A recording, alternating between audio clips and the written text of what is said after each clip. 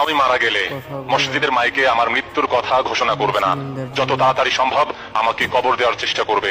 কবর খুঁড়তে যেটুকু সময় লাগবে সেই সময়ের মধ্যে কবর দেওয়ার চেষ্টা করো। কারোর জন্য আমার লাশ ফেলে রাখবে না, সে যেই হোক আর যেখানেই থাকুক। আমার জন্য 40 দিনে, 4 দিনে, 7 দিনে, 21 দিনের এসব কোনো প্রকারের খানা করবে না।